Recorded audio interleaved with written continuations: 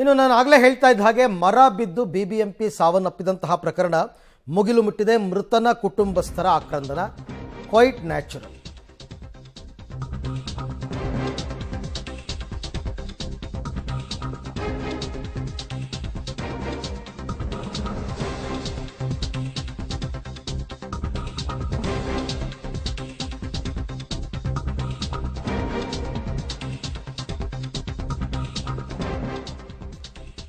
ಮರ ಬಿದ್ದು ಬಿಬಿಎಂಪಿ ಸಿಬ್ಬಂದಿಯೊಬ್ಬರು ಮೃತಪಟ್ಟಿದ್ದಾರೆ. ಬಿಬಿಎಂಪಿ ಕಸದ ಲಾರಿಯ ಡ್ರೈವರ್ ಲಕ್ಷ್ಮಣ್ ಅಂತ ನೀವು ನೋಡ್ತಾ ಇದ್ದೀರಲ್ಲ, ಇವರೇ ಮೃತಪಟ್ಟಿರೋದು.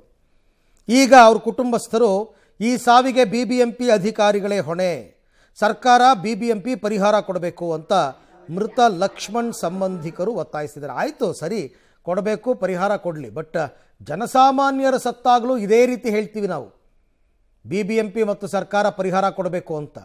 ಕಸದ ಲಾರಿಯವರು ಎಷ್ಟೋ ಜನರನ್ನ ಅವ್ರ ಮೈ ಮೇಲೆ ಗಾಡಿ ಹರಿಸಿ ಸಾಯಿಸಿದಾರಲ್ಲ, ಅದಕ್ಕೂ ಪರಿಹಾರ ಕೊಡಬೇಕು, ಇವ್ರಿಗೂ ಕೊಡಬೇಕು. ನ್ಯಾಯ ಎಲ್ರಿಗೂ.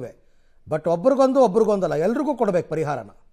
ಅವ್ರ ಪಾಪ ಅವರ ಮನೆಗೆ ಆಧಾರ ಸ್ತಂಭವಾಗಿದ್ದವ್ರನ್ನ ಕಳ್ಕೊಂಡಾಗ ನೋವಿನ ಮಾತುಗಳು ಬರುತ್ತೆ. ಬಟ್ ಅಗೈನ್ ಬಿಬಿಎಂಪಿ ಎಂಪ್ಲಾಯಿನೇ ಆಗಿರೋದ್ರಿಂದ ಈ ವಿಚಾರವಾಗಿ ಬಿಬಿಎಂಪಿಯವರು ಗಮನ ಹರಿಸಿ ಆತನಿಗೆ ನ್ಯಾಯ ಸಲ್ಲಿಸಬೇಕು, ಆ ಕುಟುಂಬಕ್ಕೆ ಅದನ್ನು ಮಾಡಬೇಕು.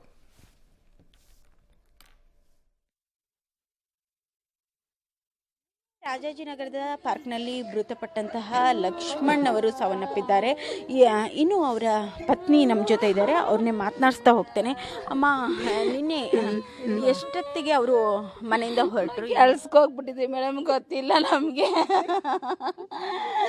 ಮಧ್ಯಾಹ್ನ ಎಲ್ಲ ಚೆನ್ನಾಗಿದ್ರು, ಮಧ್ಯಾಹ್ನ ಮೇಲೆ ಪಾರ್ಕ್ ಹೋಗಿದ್ದಾರೆ, ಕೂತ್ಕೊಂಡು ಮೊಬೈಲ್ ನೋಡ್ತಾ ಇದ್ದಾರೆ. ಹಂಗಾಗ್ಬಿಟ್ಟಿದ್ದೆ. ನಾವು ಕೆಲಸದ 8 ಗಂಟೆಗೆ ಬಂದೆ ಮೇಡಮ್, ಫೋನ್ ಬಂದಿದೆ ಅಂತ ಬಂದೆ ನಾನು. ನಮ್ಮ 3 ಮಕ್ಕಳು ಮೇಡಮ್, ತಮ್ಮ ಯಜಮಾನ್ರು ತುಂಬ ಒಳ್ಳೆಯವರು, ತುಂಬ ಒಳ್ಳೆಯವರು. ಅವ್ರು BMP ಎಲ್ಲ ಕೆಲಸ ಮಾಡ್ತಾ ಇದ್ದಾರೆ.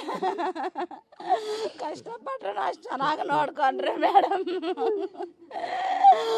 ಎಂತಿ ಮಕ್ಕಳು ಅಷ್ಟು ಚೆನ್ನಾಗಿ ನೋಡ್ಕೊಂಡ್ರ, ಇವಾಗ ನೋಡ್ಕೊಳಕ್ಕೆ ಯಾರೇ ಇಲ್ಲ, ನೋಡ್ಕೊಳಕ್ಕೆ ಯಾರೇ ಇಲ್ಲ ದೇವ್ರೆ. ನಾನು 3 ಮಕ್ಳು ಇಟ್ಕೊಂಡು ನಾನು ಅದೇ ಬಿದ್ದೋಡಿದ. ನಮ್ಗೆ ಯಾರಿಲ್ಲ ನೋಡಕ್ಕೆ, ಯಾರಿಲ್ಲ. ನಮ್ಮ ದೊಡ್ಡ ಮಗ ನೋಡಿ ಹಂಗ,